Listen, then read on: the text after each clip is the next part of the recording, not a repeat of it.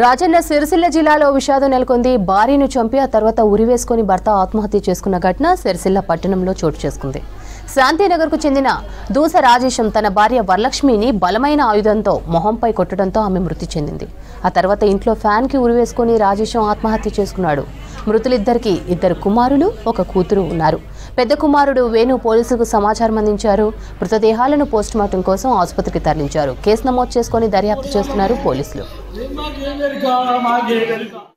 అట్లనే మా డాడీ అట్లనే డయాలసిస్ అవుతుంది.